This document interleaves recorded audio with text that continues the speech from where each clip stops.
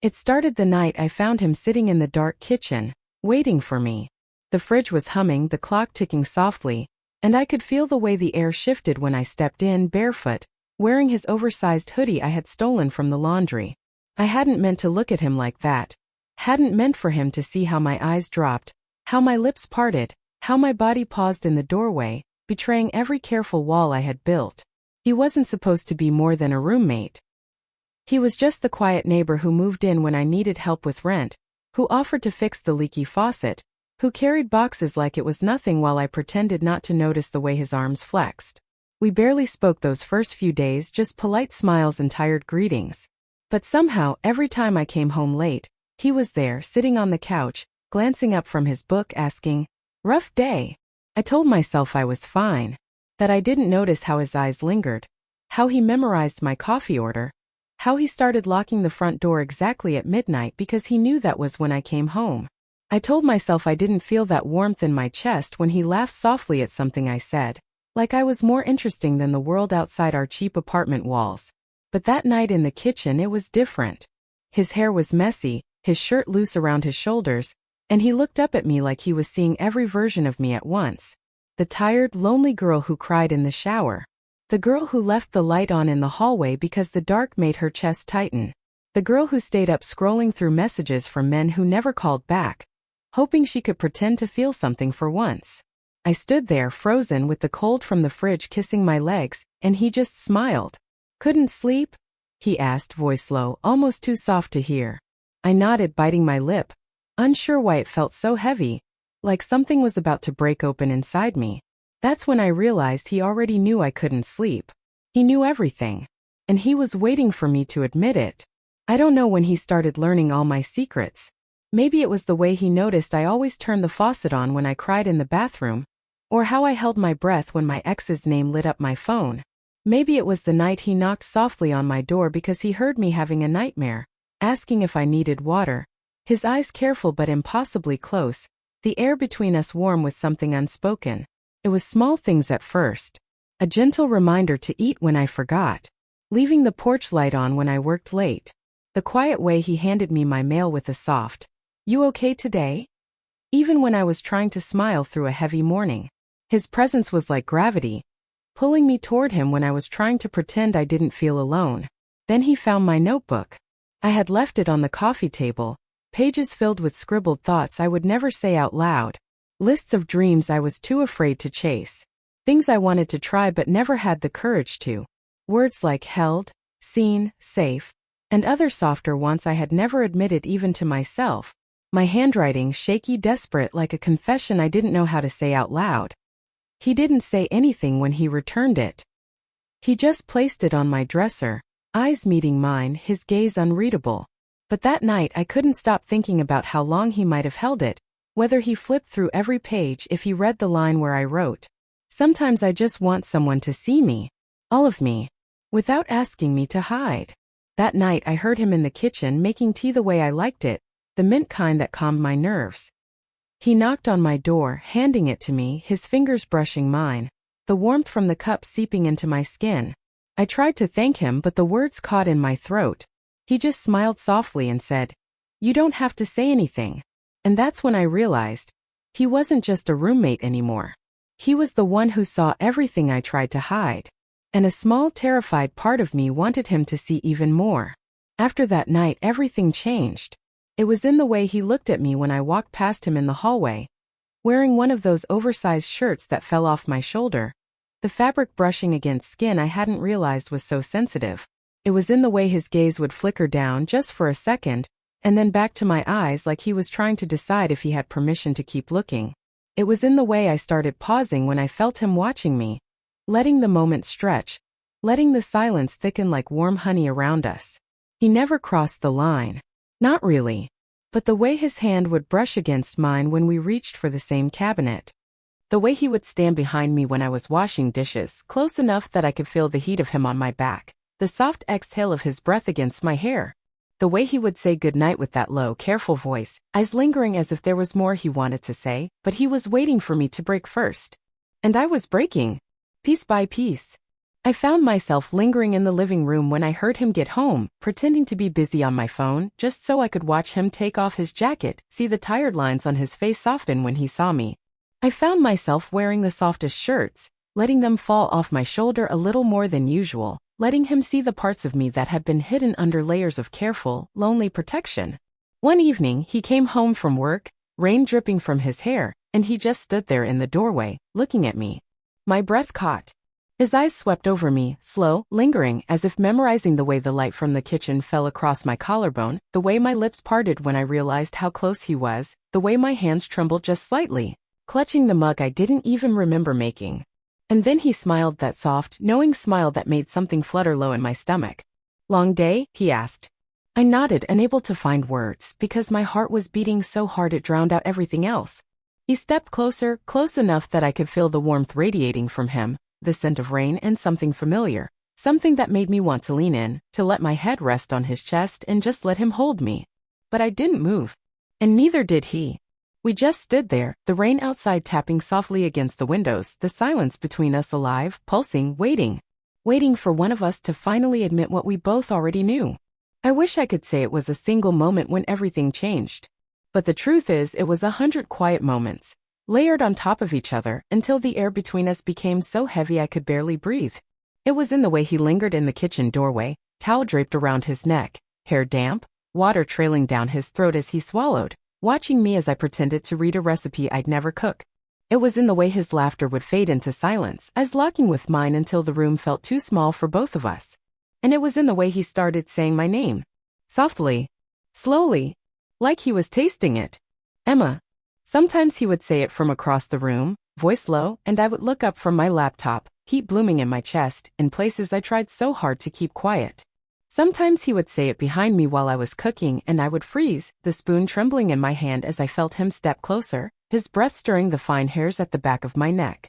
One evening, I dropped a jar of pasta sauce. It shattered across the floor, red and glass splattering everywhere, and I just stood there, shaking, tears stinging at the corners of my eyes. It wasn't about the jar.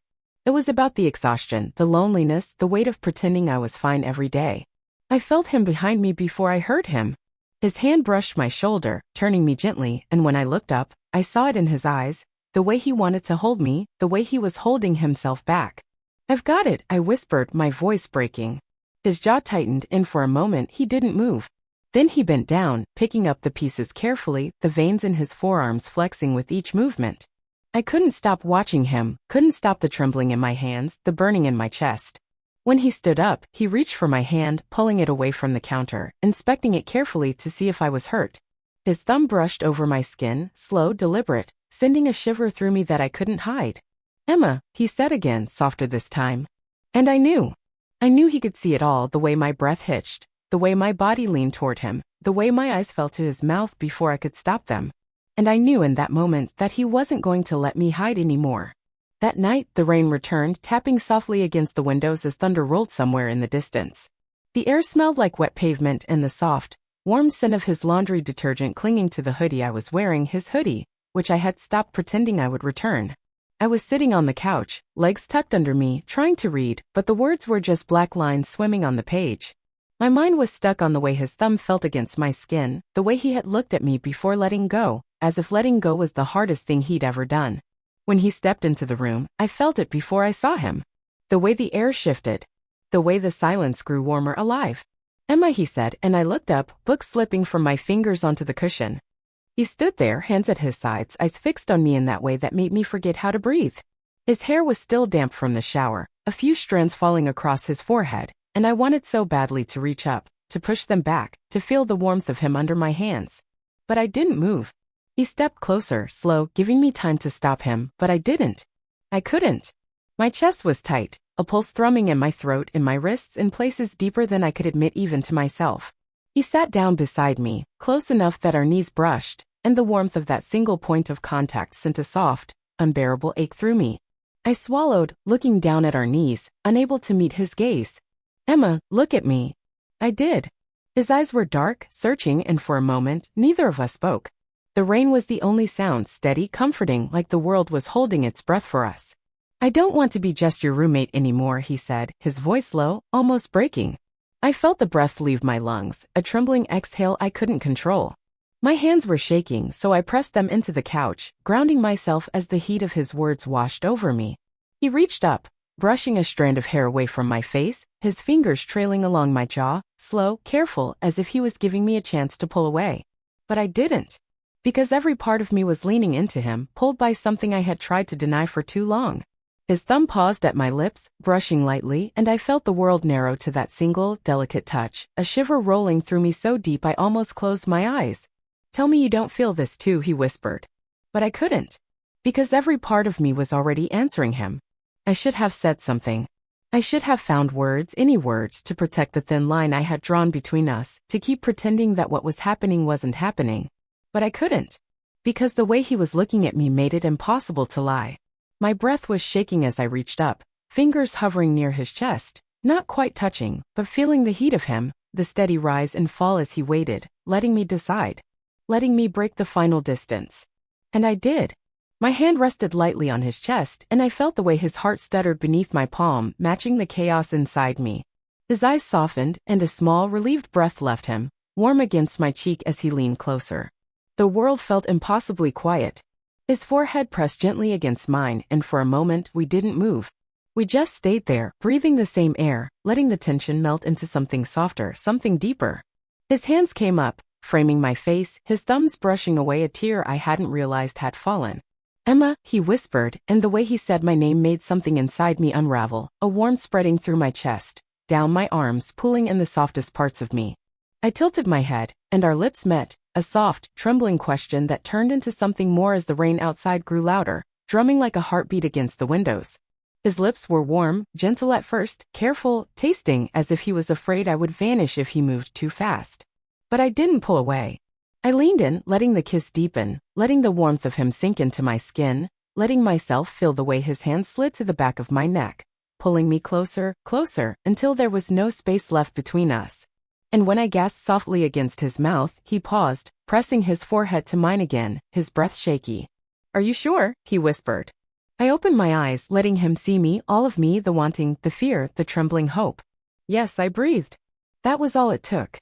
His lips found mine again, hungrier now, and I felt the way my body arched toward him, every nerve alight, every inch of me reaching for him. His hand slid down my arms, slow, deliberate, leaving trails of warmth, grounding me in the softness of the moment. The world fell away. All that existed was the heat of his breath, the trembling of my hands against his shoulders, the soft, desperate way our mouths found each other again and again, as if we were trying to memorize the taste of this moment, the softness of it, the ache, the relief. And when he pulled back, just enough to look at me, his eyes dark and tender, I saw it. He knew me. All of me. And he still wanted to stay. After, we didn't speak. We just sat there on the couch, his arms around me, my head resting against his chest, feeling the steady, calming rhythm of his heartbeat beneath my cheek. The rain was still falling, but softer now, like a lullaby, and every breath I took felt easier, lighter, as if something that had been locked inside me finally found a way out. His hand moved slowly up and down my back, a comforting, grounding touch that made warmth bloom across my skin, sinking deep into the quiet places inside me that had felt empty for so long. Every time his fingers traced along my spine, a soft shiver would follow, a reminder that even in this calm, the heat between us still lingered, alive and waiting. I closed my eyes, letting the rise and fall of his chest soothe me, letting the closeness sink in. "You're quiet," he whispered, his lips brushing against my hair, sending another wave of warmth through me. "I'm just here," I whispered back, my voice small but true. Because I was. For the first time in a long time, I was fully here in this moment, in my skin, letting myself be seen without the need to hide behind tired smiles and polite small talk. He pulled back just enough to tilt my chin up, his thumb brushing softly across my bottom lip, making me catch my breath. "I see you, Emma," he said, his voice low, steady, carrying a weight that made my chest tighten. "All of you." And I knew he meant it. He saw the girl who cried quietly in the middle of the night, the girl who wrote wishes in a notebook she never thought anyone would read, the girl who was terrified of wanting too much, of needing too deeply. And somehow, instead of turning away, he stayed. I let out a breath I hadn't realized I was holding, leaning into his touch, letting the warmth of his hands against my skin be enough. Because it was enough. His forehead pressed gently against mine, and for a moment we just breathed together, letting the silence wrap around us like a promise. Outside, the rain slowed, the storm passing, leaving the air clean and new.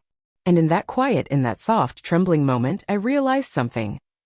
He wasn't just a roommate anymore. He was the one who found me when I didn't even know I was lost. And maybe, just maybe, I didn't need to hide anymore.